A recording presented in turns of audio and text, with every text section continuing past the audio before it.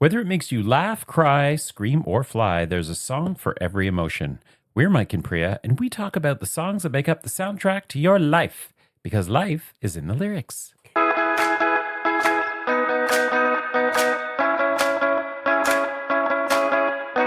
Hola, mi amigos. ¿Cómo estás? ¿Está bien? Huh? ¿Sí? What the hell's that? I'm just trying to be more inclusive and acknowledge all our listeners from all around the world. Oh, okay. Yeah, I'm welcoming them all in. Are you going to do all 35 countries? Yeah, I thought you were going to say 35 languages, and I was going to say, I think there's more than that, Mike. No, the 30, however many languages. I'll do one per episode. One per episode? Okay, Yeah. let me just pull up Is Japan on that list? Yes, yeah. Oh, irashaimase, sumimasen. No, that meant welcome and excuse me. Yeah, that's a good start to the podcast.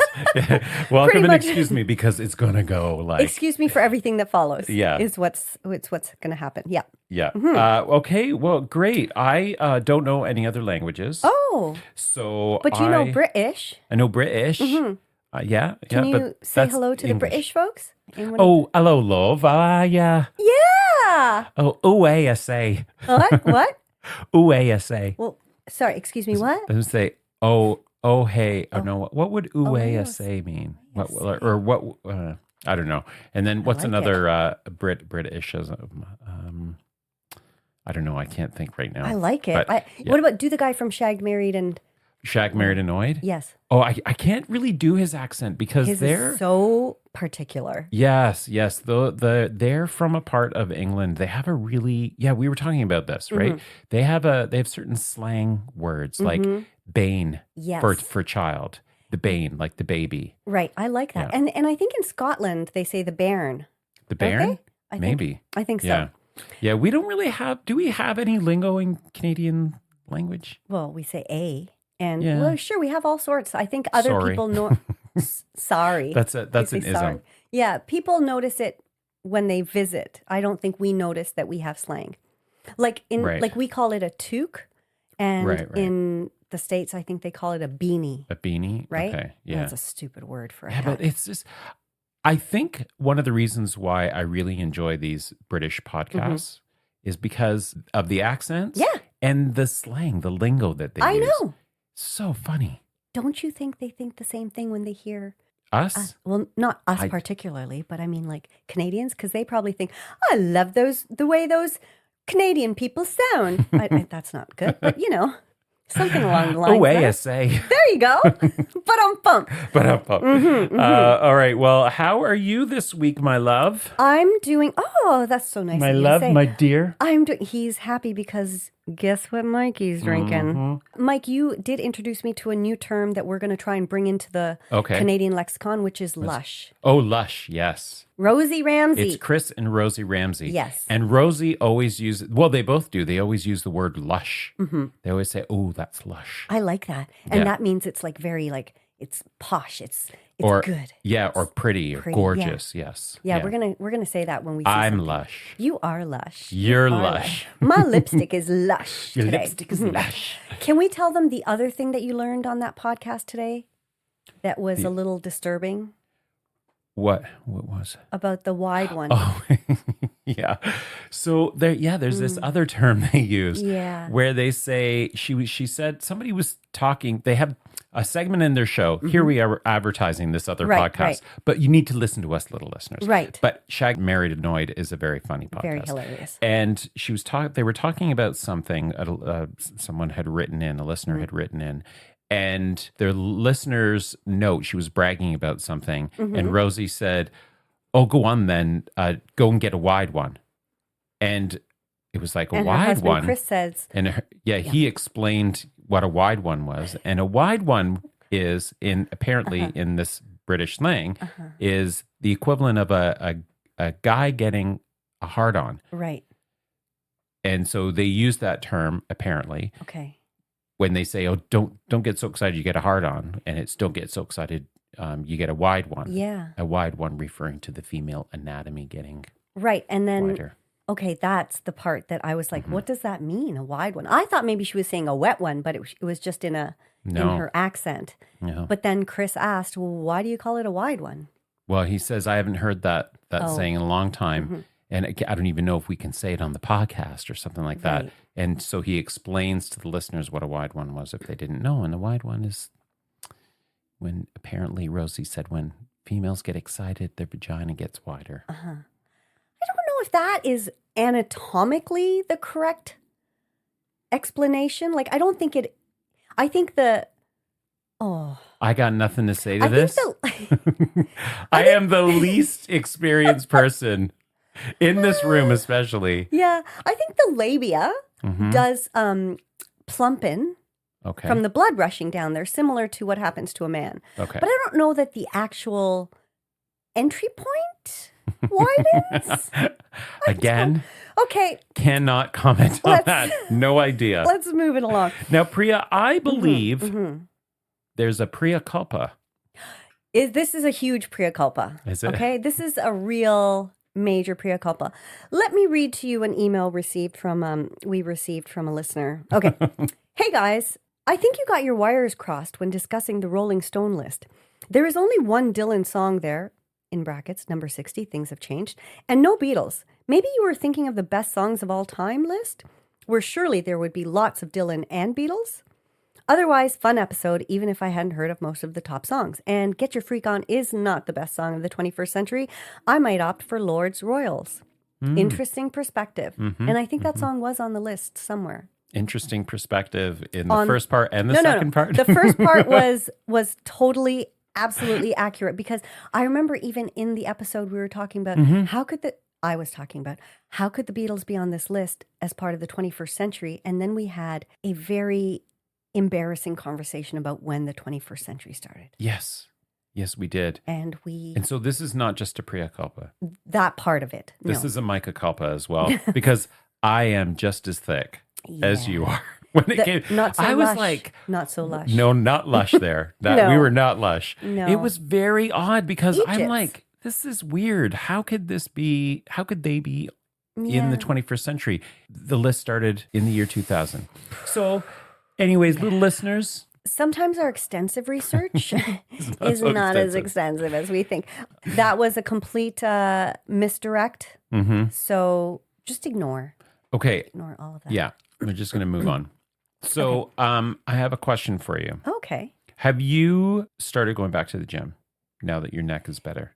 Yes. Well, remember, I had gone back to the gym and I was going regularly, like twice a week. And then I did something to my stupid ankle. I'm wearing an ankle brace, which I've been wearing under my sock for the last week and a half. It just twinged slightly, but enough so that even walking the dogs was problematic.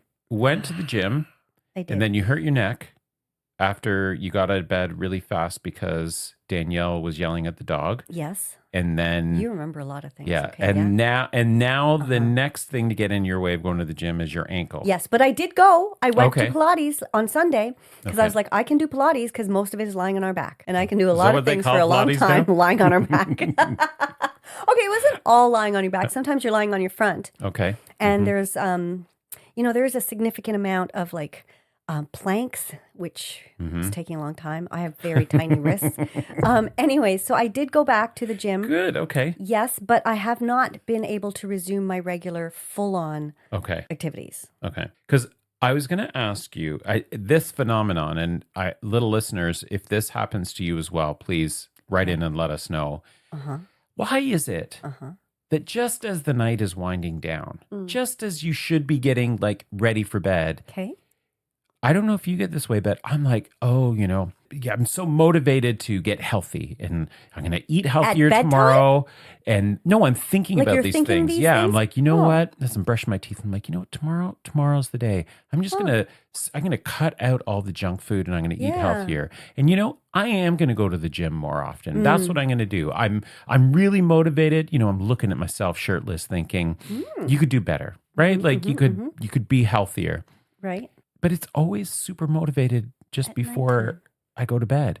And then when, you got to get up, and I usually go to the gym early in the morning. I know you do. I lie there and I'm like, what excuse can I come up with? But you go. Exercise? You wake up at like 5 a.m. or some ungodly hour. Yeah. But so you don't have that experience? Listen, first of all, I just want to ask you, I think it's amazing that you're thinking about being more healthy. Do you want to have a sip of your gin and Dubonnet? Yeah, I will. Yeah, I'm going to do that. Okay. Do we want to just pause for that for a second? Just the idea of, yeah, okay. Okay. Yeah. I'm curious, as you have those thoughts at night, where does the gin and Dubonnet fall into this whole thing? This whole plan? Well, I'll let you know, please, Priya. Please. As I have confessed on this podcast before, I can't drink the way I used to. Right. Right? We went out this past weekend. I had 3 beers and I had a cocktail to start. I was so hungover on Sunday. Okay. I don't drink during the week, typically. What night is it tonight? At the time of recording, it is Wednesday night. Okay. Knowing that we are recording, I thought I would pour myself a gin and Dubonnet to kind of loosen things up. Oh, so you're blaming the podcast for the... I am blaming you. I see. Oh, just to get you through the hour. We are in a small room and the door is closed and we're going to be here for a while. Nobody's coming to save you. I need the juice to get me through. No one's coming to save you now. Okay. Well, listen, I do think about the getting healthy for sure. Not at bedtime. No? No, I'd say the thoughts going through my mind at bedtime are, let's see, I don't know if I have so many thoughts. I'm usually listening to a bedtime podcast. Okay. Which is usually a history-based. Many thoughts. So I'm trying not to think. I listen to those podcasts so that I don't start having like a, what do they call that? Rumination? No, they call it, they have a name for it, like something brain, like when your brain is just constantly going. So I'm trying not to do that. Okay. So I try to turn my brain off and just listen to something that is going to help me do that. One of the things, actually, this is something cool, that on Apple Music, if you look at the sleep category, they have a lot of sleep playlists that are ambient music and classical piano and all this stuff. But then they have 2 playlists that I listen to fairly regularly. One is by Post Malone. Oh. It's basically his song Circles. It's repeated over and over and over again, and every time the song is repeated there are fewer vocals, and it sort of like takes the vocals out of it and kind of makes it a little more dreamy. Yeah. I don't know what it is about it. I never would have thought, listening to that song on its own, that this would be a good lullaby. How does that song go? Da da da da da da. I got the right side now, something like that. Da da da da da. You don't know all the lyrics. I don't know all the lyrics. Because they keep stripping them away. I'm trying to actually pull it up here. Sorry. It doesn't have the lyrics, but so Circles is the one that he does, and they have how many versions of it? They have 19 songs. Okay? Wow. Okay. So I can't even remember. I don't know how awake I am even halfway through, but it is such a cool idea that basically it just fades out. And the other one is Wonder by Shawn Mendes. Oh. And that's also very cool. So it starts out very majestic with all the vocals, and then it just sort of trims the vocals down. And they're very soothing. How many versions of Wonder? Wonder. There are 20. 20. Huh. I wonder if that... I wonder if the science behind that is it takes about 20 songs. I guess it depends how long each song is, right? Yes. So his version, the Wonder mix, is 1 hour. Okay. And then the Circles mix is just over an hour. I think it's like an hour and 5 minutes. Okay. So they figure maybe it takes about an hour for people to fall asleep when they're listening to this or when this is playing. Yeah, and I guess that's probably accurate because like I say, I can never remember the last. I don't know what I should actually start with the last 4 or 5 songs tonight and see how it goes. But it's very cool. So I'm always trying to turn my brain off, not think about things. Being motivated to do stuff. No. All right. Okay, so maybe it's just me. Or maybe it's little listeners as well. Little listeners, write in and tell us. Here we go. Here comes the plug. Let us know if you, at the end of the day, as you're getting ready for bed, have this kind of inspiration to be better the next day. Yeah. Yeah. Okay. How can you do that? You can slide into our DMs on Instagram at The Little Podcast. Yes. Or you can email us at Gmail, and that is lifeisinlyrics@gmail.com. Yes. Now, we did get a message from Vi, and she What did she sent. say? Did you not see it? I don't know. She sent a reel. Oh, okay. So this is a reel by some indie musicians, and it's their unveiling of a new song. Okay. But she didn't make any comments. She just sent the reel. Okay. And so I asked her, "Hi, are you a fan of this duo?" And she saw that question yesterday, and she has yet to reply. That sounds like Vi. So I was just wondering, I think it might have been relating to perhaps we were talking in a recent episode about not every artist is necessarily trying to become the next Beyonce or Beatles. Like maybe they have different levels of stardom or success that they measure themselves by. Why are you laughing? I'm laughing because that's so classic my mom. Vi is my mom. And that's such a classic thing for her to do with technology. She'll send clips about something, or she'll send emails, and she'll just send no explanation. No explanation. They'll just be like a link to something or whatever. Yes. And I keep saying to her, when you send stuff like that, it comes across as junk mail or clickbait or whatever it's called. Like that's what I thought at first, because I was like, there's the reel, so you can see the photo image of the reel, but then underneath that, there's also a link, a Facebook link, and I was like, I'm not clicking on that. That sounds like because I don't know if it is really from your mom or not. Oh, Vi, bless you and your cotton socks. Yeah. Okay, so you asked me how we're doing. Yeah, and how are you doing? How you doing? I'm doing fine, but I realize that most of the time I am on this podcast pretty much unfiltered. It's true. It's true. But when we were in the car, I picked you up. No, it's true. Oh, yeah. Ooh, ooh, ooh. I love you. Do you guys know who sings that song? Actually, do any of us know who sings that song? It wasn't Milli Vanilli. Because it wasn't Milli or Vanilli. Yeah. But I picked you up from work today. Yes. And then we got out of the parking lot, and then Mike said something, and then it led to me saying something, and then Mike said, "You can't say that on the podcast." And I said, "But why not? Because I'm Indian and she's Jewish." And he said, "You can't say racist things on the podcast, even if you're from that race." Yes. So that's my story, folks. Yeah. And let me tell you, the actual story was a whole lot funnier. But you know what? You probably could say it, but I know people might get offended. It's very hard to gauge. Don't you think your mom gets offended every time I talk about sex? She's probably like la la la la la la la la la la. I don't think my mom gets offended by that. Oh, but she has commented on it before in the past. Maybe now she's used to it. I've numbed her to it. Maybe, yeah. Yes, like Pavlov's dog. She's just used to it. Yeah. Well, not like Pavlov's dog, but you know, like what's that? I've groomed her in a terrible way. This is getting worse. It's and worse. getting worse. No. Oh my God. No, I don't think my mom. Well, I really don't think she'd be shocked. Okay. I don't think she's shocked by your sex talk. Yeah. Your TMI. I know. Yeah. Okay. All right. Well, is there any more for any more, as Jordan North would say? I mean, yeah, I did have. Well, why don't you tell us what's going on with you? Not much has happened. I mean, okay, I do have something.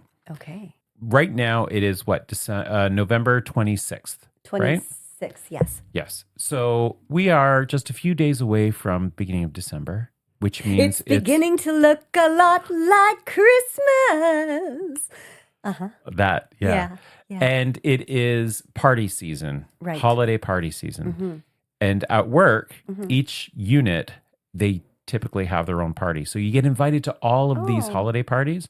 I actually had one to go to, and I'm like, yeah, I'll be there for sure. And then this afternoon, I'm looking at my calendar. I'm like, we have a recording today. Oh, that's why I texted you. Mm-hmm. Oh, right. So missed out on the first one, which I'm totally fine with because I have another one tomorrow. Okay. And then 3 next week. Oh boy, are these all work parties? 3 of them are work parties, and then there's one on the weekend. Mm-hmm. There's actually 2 because you're hosting a cookie exchange. So it's like the onslaught of holiday parties, which actually, as I'm talking about it, is all the more reason to be motivated to go to the gym.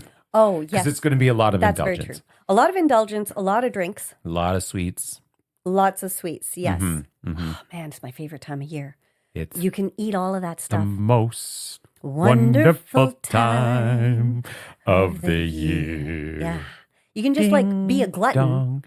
and then just be embarrassed about it and shame yourself about it all January. Everybody else is indulging in the gluttony, though. I know. So there's no shame. And then we all Yeah. are ashamed of ourselves in January. Yeah.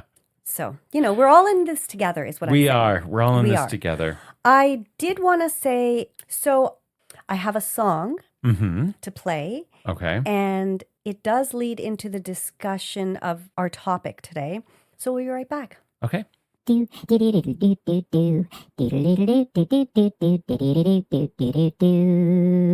Huh. Okay. Well, how about that? Yeah. So you at first thought that was Beyonce. Yes. It sounded. When the song started, I thought it was. It did sound Beyonce, and it had a Beyonce kind of vibe to the whole song. Yeah, it does have a bit of that very gospel-y. Very gospel-y, sort of R&B power ballad. Yeah. That was actually Kelly Clarkson's Me on her most recent album, which was Chemistry, released a couple of years ago. Okay. Have you listened to that album? No. Did you even know it was out? No, I did not. It's a great album. It is post her breakup with her husband, and a lot of the songs, well, it's very autobiographical of what she went through, and there are some real bangers on that album. What'd you think of that one? Wow. Yeah, definitely very narrative. And so this came out when? 2023. Oh, wow. Okay. So 2 years ago. Yeah. So how did you come across this song? Well, I knew this album because I had, somehow it had come across Came to your attention? It came to my attention like a year ago. And I remember playing some of the songs for Danielle because she's not a huge Kelly fan, but she liked some of the songs that I played from her here. And as I was doing my research for this week's episode, and the topic for this week is sophomore albums. Yeah. And specifically, we're looking at sophomore albums that were better than the first or, didn't fall into that whole sophomore slump. Okay. And Kelly is on my list. And so then I was just like, why don't I listen to Kelly enough? Yeah. Sometimes this is funny because the other day, Danielle and I were doing some You're baking. on a first name basis with her. Kelly and I, Danielle and I were doing some baking, and I was like, well, do you have any music requests? And she's like, no. And we were both kind of like, couldn't think of anything to play. Like, could not think of anything to play. Okay. Can I ask you a question about that? Why do you think that is? I do not know, because there are always artists that I'm listening to on the radio and I'm like, I got to listen to George Michael's albums again. I got to listen to this. I got to listen to that. But when you listen to music at home, are you usually listening to like Spotify, like these streaming systems that already have playlists set up? Sometimes. Usually I will play an album or like essentials of an artist. Okay. Sometimes I'll listen to like country hits or pop hits or okay, but something. Those are mixed song lists, right? Yes. Okay. And those are song lists that are pre-made by somebody Apple. else. Okay. See, that's where I was kind of going. I think that's one of the side effects of all of these streaming systems. I know. Is that you have so many options and there are all of these playlists. You're being fed clusters or groups of things. Right. And it's basically stripping us from being able to think. Yeah. Yeah. Yeah. Because I'm like, we're both standing there and we're like, what can we listen to? So I started listening to some of Kelly, and I just thought, this is an album that really didn't get much attention. And this song specifically I chose just because I have two girlfriends who are going through some relationship stuff. One is 5 years into a relationship and is kind of questioning, should I stay or should I go? And the other one who's at the beginning of a relationship, but there's a lot of already red flags coming up. Okay. So I just thought this song was a very perfect kind of reaction to, when I hear them talking about their stuff, I'm just like, oh my God, I'm really glad I'm not in either of their positions. And I just feel like this song kind of song for them. Encapsulates me for now. Dedicating it to them then? I'm dedicating it to kind of all the women sisters. who are like, yeah, you don't need somebody who makes you feel small or who feels small standing beside you. To hold me. Don't need somebody to something me. Yeah. But it is a great song. It kind of like the lyrics also kind of reminded me of that Miley Cyrus song. Oh. Like that theme. Right. I could Flowers? buy myself flowers. Yeah. Yeah. It had that whole kind of like female independence. Yeah, sort of very empowering, like I don't need you. I'm happy on my own. I'm strong on my own. Anyways, that was my song that leads us into this week's episode. Yes. Well, we decided that for the first few episodes of our second season, we were covering second acts in a variety of ways. And this week, we're talking about second albums. Holla! Holla! I don't know why I did that. Don't know why I just you did that either. Yeah. Okay. Okay. Well, it's interesting that you brought up Kelly Clarkson because part of what I wanted to talk about were some of the artists that I like. I don't subscribe to these streaming services, so I download albums. So I was going through my music on my Apple. But you have Apple. Oh, I see. No, but so those are albums I buy, right? Okay, and I download. Okay, Yeah, so I own these downloads. Okay. I don't subscribe on a monthly basis. Right. And one of the things that I have in my notes is like there are several artists that I thought, I'm going to pick some artists that I have several albums, and Kelly Clarkson is one of them. Yes. Should we start with her since we've already led into it? Yeah, but I think before we do, we should talk about what sophomore means. Yes. Okay. Yes. The Google. The word sophomore comes from two Greek roots. Okay. Sophos, meaning wise. Oh. And moros, meaning foolish. Huh. It's a playful mix. Okay. That shows, and again, the context is usually, it's the word sophomore, that context is primarily around education, students, right? Yes. And so it says it's a playful mix that shows students at this age know more than before, but still have much to learn. Interesting. Okay. So you can see how that relates to artists that have released their first album. So they have some experience. Right. They released their second album. So they've got the experience of the first, but they still have a long road ahead of them if they have that kind of longevity. Okay. That's very cool. I had no idea the etymology of the word, but that is very cool. The sophomore slump, it's a common term in music and in film and TV. Yeah. And so we're talking about that in the musical realm and about albums that defied the sophomore slump. Obviously, there are tons of them, but we each, I think, picked ones that resonate with us. Yeah. When you Googled, were you surprised at how, what came up to the surface? I was. And, okay, so what was your view on what? Well, I just thought, okay, there's a lot of albums here that I've never heard of. Yeah. A lot of like rock, metal, those are genres. I mean, I do love classic rock, but I'm not well versed in it. Like I couldn't tell you that that Aerosmith had a really great fourth album, or I couldn't name any of their albums, right? I couldn't name any of, I think Metallica and a lot of those kinds of bands came up. I think AC/DC came up and I was like, like crickets for sure. I was like, I got nothing to say on any of these because I don't know any of these albums. I probably would know one song off of each of them. So that kind of shocked me. There weren't more. Yeah. Me too. Yeah. And very few pop artists were referenced. Right. Adele, Amy Winehouse. Well, I don't know if Amy Winehouse is really pop, but yeah, like those were two that came up. And Kelly. Oh, was Kelly on the list? Kelly's album did come up because they said that, well, we'll get into it. Okay. And should we get into it? Well, some of the other ones are the big, obvious ones. Nirvana, Nevermind. Yes. That album was massive. And the thing about Nirvana, Dawn is a big Nirvana fan. Okay, that surprises me. Never liked Nirvana. Nirvana, that surprises you for Dawn? Yeah, it does. Oh no, he loves all that kind of stuff. Really? Oh yeah. And I never got that music. I would like that whole grunge thing was so odd for me. Yeah. It wasn't my fix. Yeah. Didn't really. But Oasis, What's the Story, Morning Glory?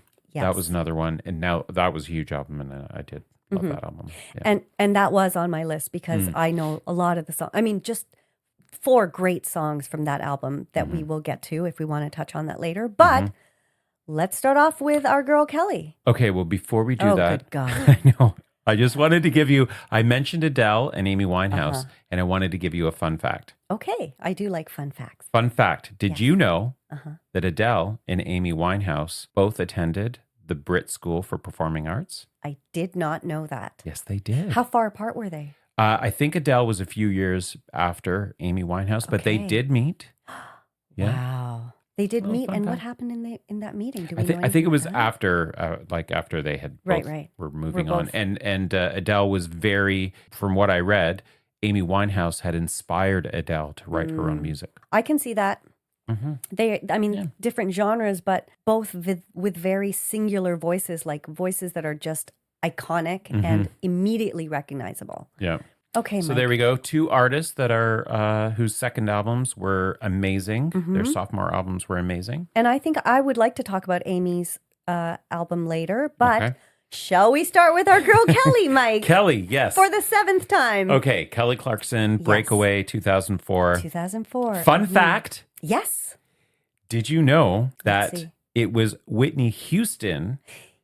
Yes, I did. That invited Kelly Clarkson to record Breakaway. Yes. And what movie was that? It was an animated movie. What movie was it? No, it wasn't animated. What movie was it? I did look this up. Princess Diaries 2. Oh, right. Was that with Anne Hathaway? Mm-hmm. Was she in the second one? I don't know. And Whitney Houston co-produced that song. That is correct. The Princess Diaries 2 Royal Engagement.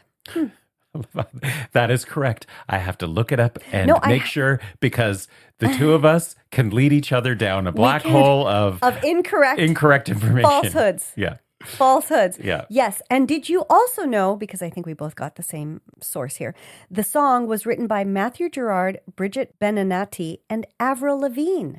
Oh, I did not know Avril Lavigne was tied to that. Yes.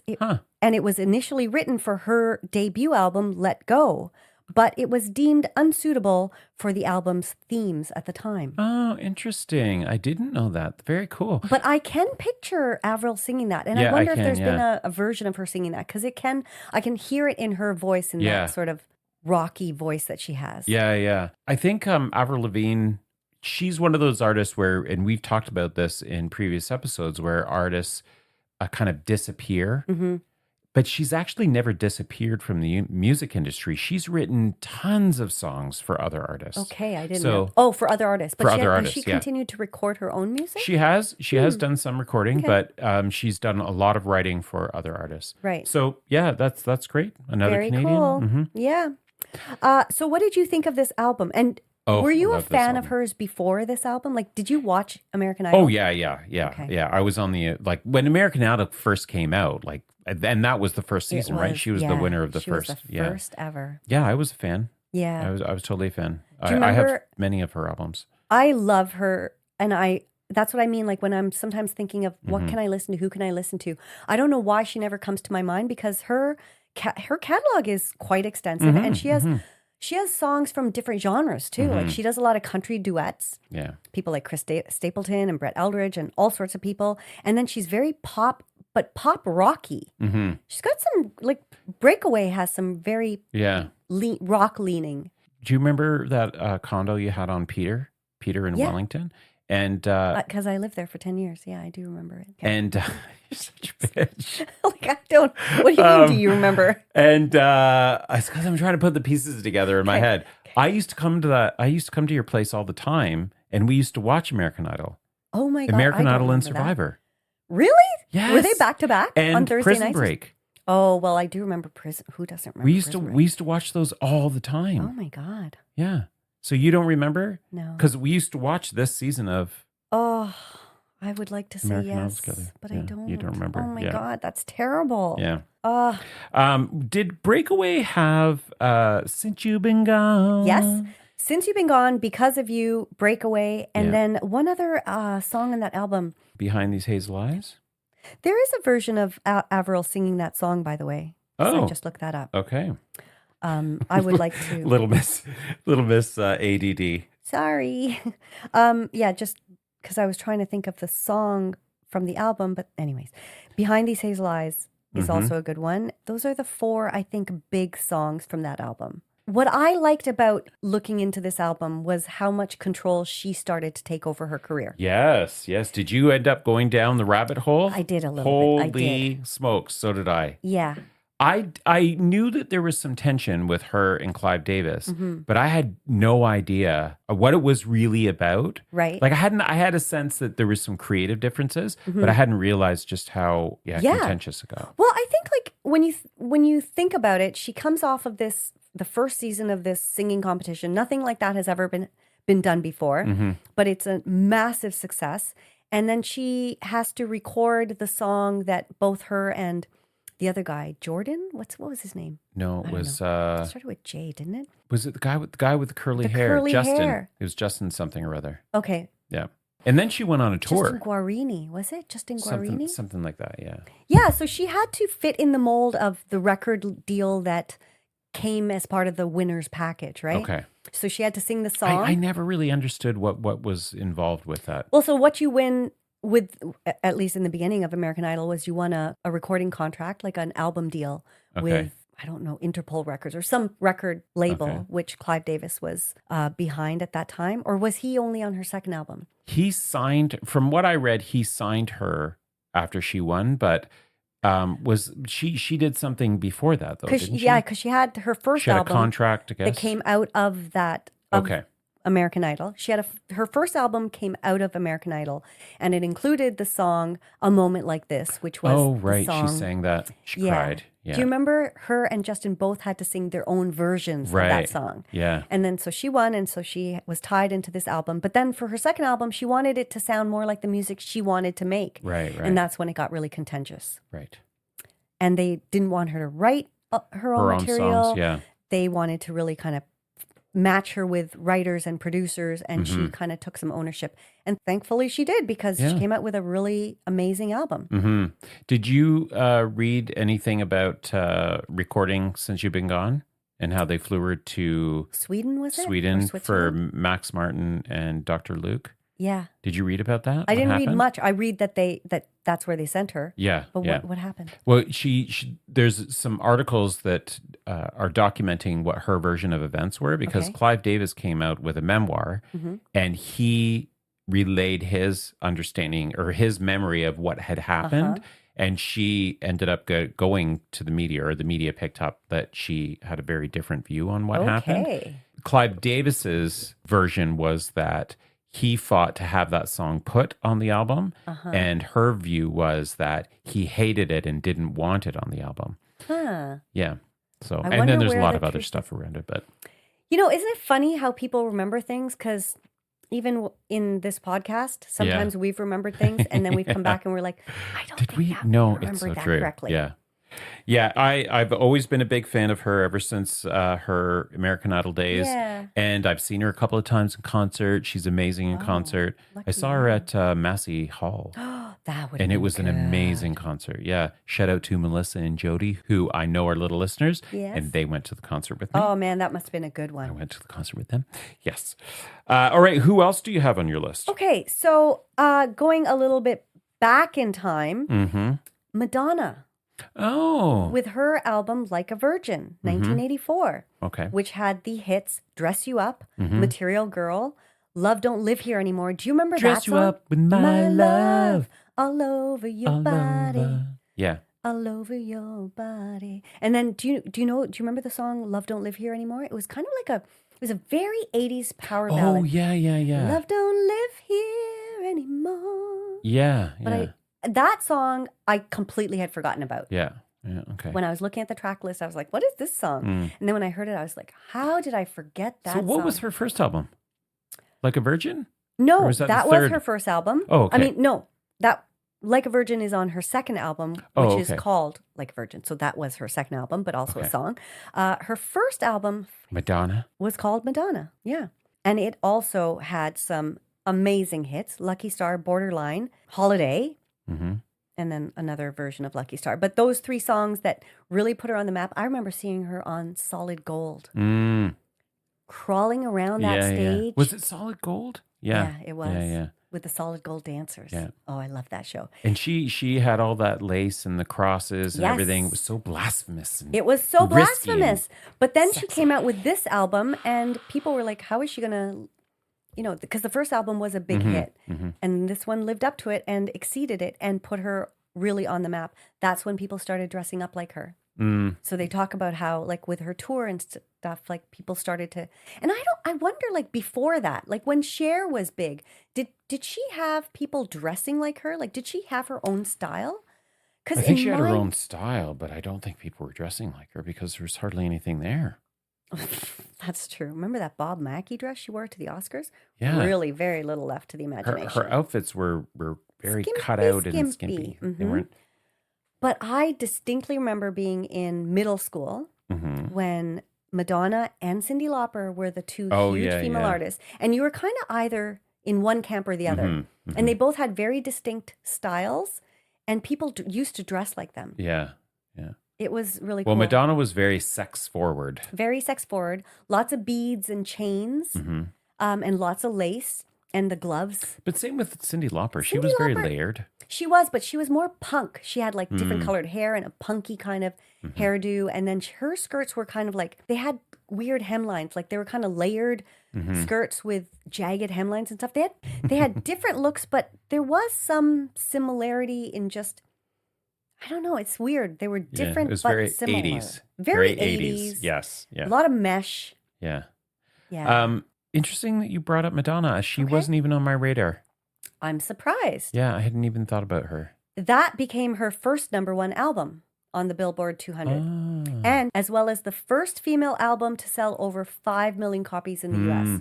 Oh, wow. So it was a big deal. You know, she's just come out with a new song, apparently. Has she really? Mm-hmm. Ooh, and rumor has it, it's a banger. Is it? Oh, I can't wait to hear that. I haven't listened to her in a long time, and certainly not her more recent music. Yeah. I think the concert you and I went to, I was like, that was the end of my love affair. Yeah. Yeah. There's some similarities between her and Kelly Clarkson in terms of their second albums, because she also was really had to fight to get her vision across. Yeah. And she was very public about how her bosses were kind of trying to steer her direction. She called her bosses a, quote, hierarchy of old men, a chauvinistic environment to be working in because I'm treated like this sexy little girl. I mean, that became her entire image, but she really called those boys out. All right. She paved her own path. She sure did. Oh, Meg. Look at her now. Look at her now. No, really, look at her now. Seriously. Okay, let's go on. What's next on your list then? All right. The other one I have, one of the other ones I have is Coldplay. Oh, yes. Okay. Rush of Blood to the Head. Okay. 2002. Uh-huh.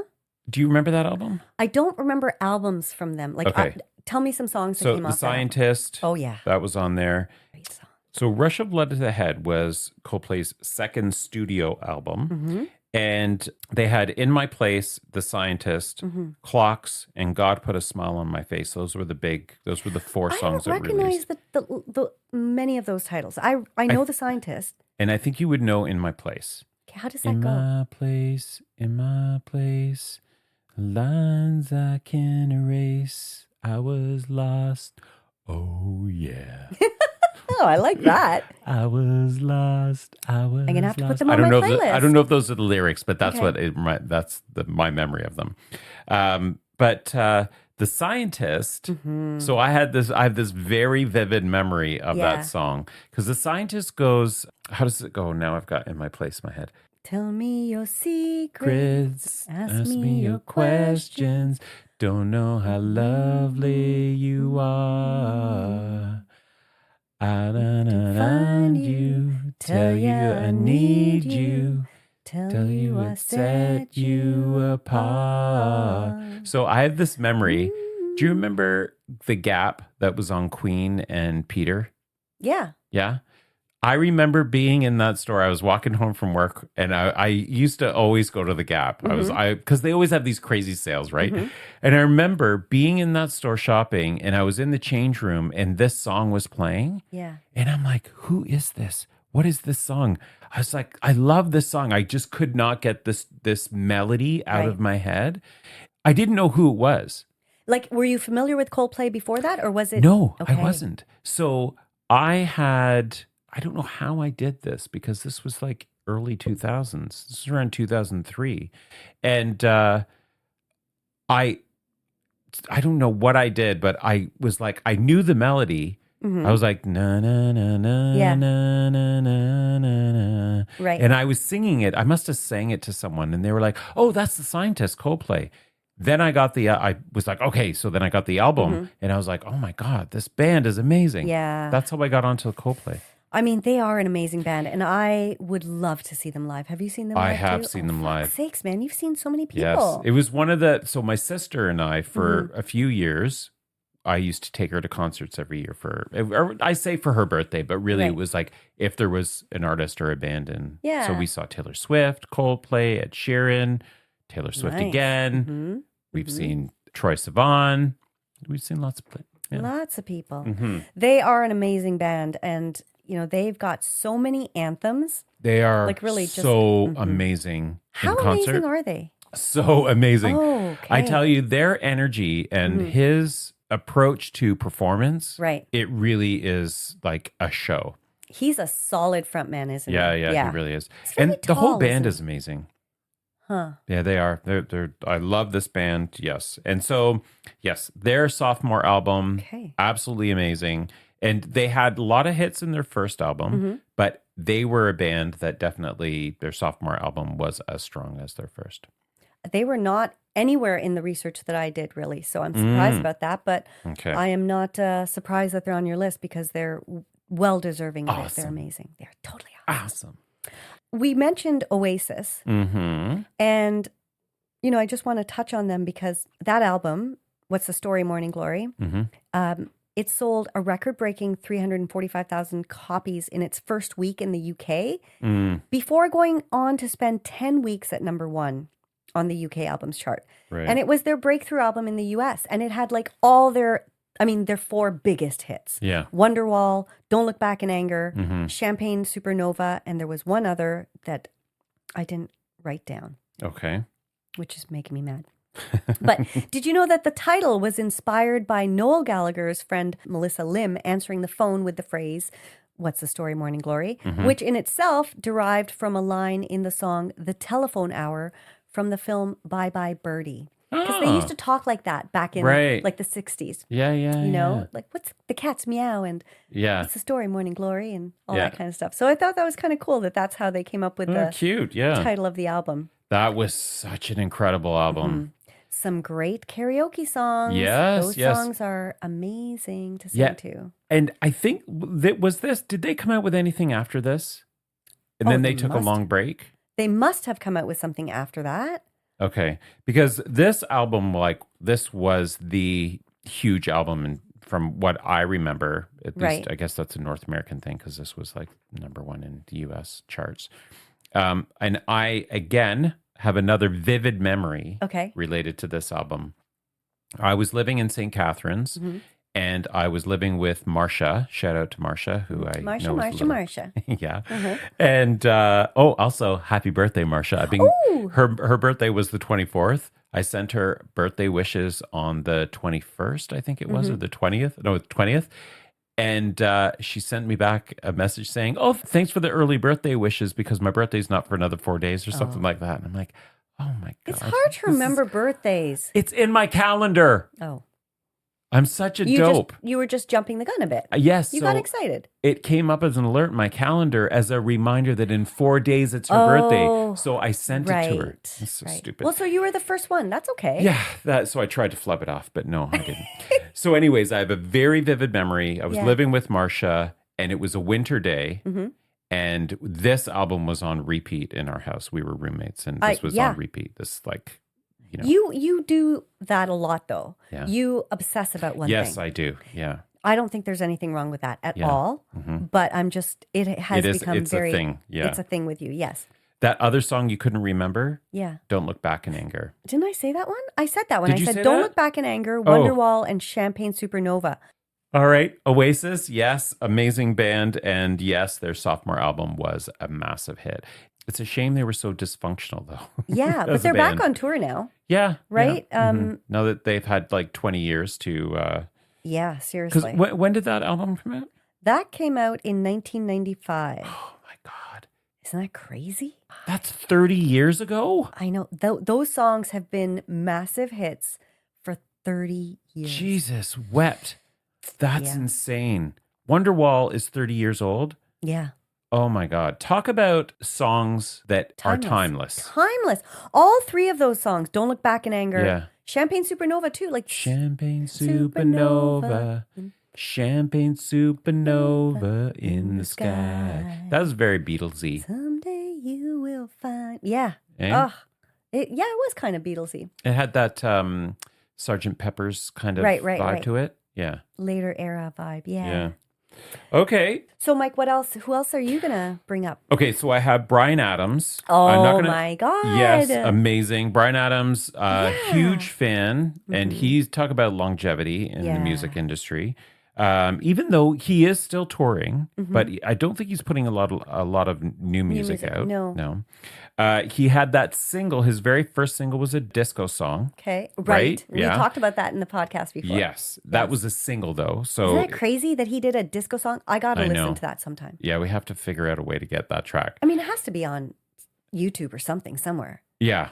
Now, his sophomore album was You Want It, You Got It, and that came out in 1981. His first album really was not, it didn't really take off. Okay. So I think it only was in like top 50 or something like that on the like Canadian charts or American charts or something.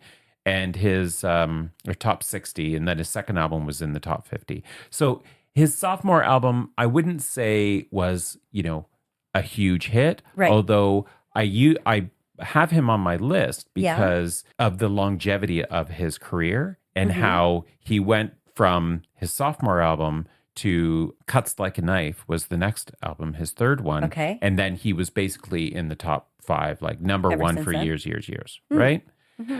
So not going to spend a lot of time on him, but I did want to bring up Backstreet Boys. Backstreet's back. Yes. They are doing a residency in Vegas. But as are New Kids on the Block. Sorry, I just thought they're still around? I know. Well, in our last episode, we were talking about like bands that have a second comer. Those were the bands I was thinking of because New Kids on the Block and Backstreet Boys, I think they toured together, didn't they? I think they did. Yeah. But, okay, so fact about Backstreet Boys. So Backstreet Boys, when they were launched in Europe.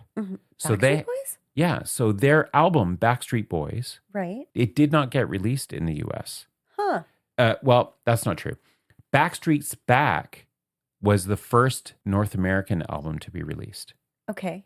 Backstreet Boys was their first album. And it wasn't released in the US. Backstreet. Oh my God, I can't speak. Backstreet's Back was their sophomore album in terms of their studio albums, but it was the first to be released in North America. That's bizarre. It is. They're an American band. I know. But in that era when they were, creating all these boy bands, Europe was the place to go and launch those bands. So Millennium... Yes. That in North America really was the sophomore album. Right. Because Backstreet's Back was the first album to be released in North America. And Millennium was huge. Yeah. Yes. Is that the one where they did the video all in white in the airplane hangar? Yes. I want it that way. Tell me why. Ain't nothing but a heartache. Tell me why. Ain't nothing but a mistake. Tell me why. I never want to hear you say, I want it that way. So when you think about karaoke songs, a lot of the bands we bring up or songs we bring up, they really do tie back to karaoke. They really do. And did you know, I think it was this song, I Want It That Way, that for a couple of weeks on Toronto Transit, there was this guy who would just start singing that song. And then the whole subway car or the streetcar would start singing along. Yeah. And when I went out for Nuit Blanche this year, somebody was doing it on the street corner. Oh, really? Yeah, they just had a boombox and they were just singing, and then people were stopping and joining in. It's like it's got a whole life of its own. It really does. Yeah. That's got to feel amazing to have a song that just you could sing one bar of and everybody knows it. I wonder, do they? Maybe annoying? I wonder, I've often thought about these entertainers and how for the masses, these become these kind of cultural phenomenons. Yeah. And for them, does it actually resonate with them the same way? Because they're people that are, on stage singing. They've sang that song so many times Right. that I wonder if it's just like another thing in the noise of all the normal things that they do in their profession.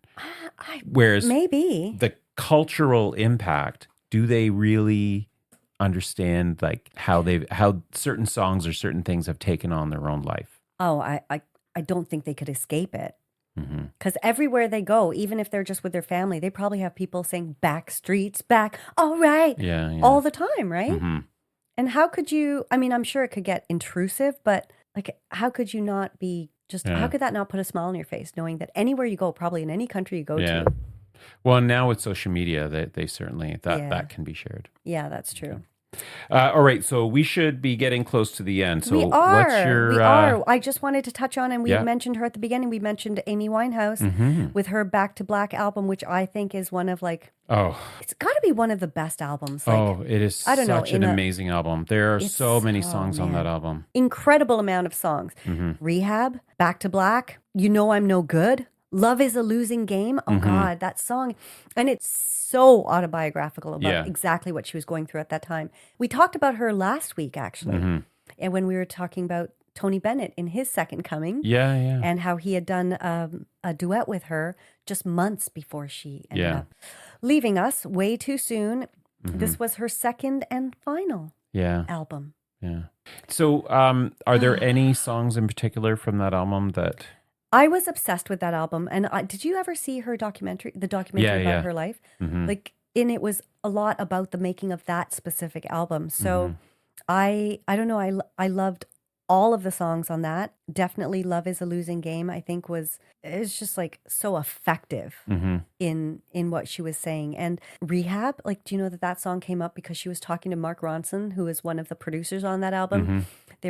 She was talking about how her so many people in her family want her to go to rehab, and she was like, they want me to go back to rehab, and I was like, no. And he said, that's a catchy hook. You should turn that into a song. And I didn't know that. How that song came about. It's funny because it's like, it seems like a really obvious story, but I didn't know that was actually a real I just thing. felt like that's so sad. Yeah. Okay. That's a real downer to finish this episode off.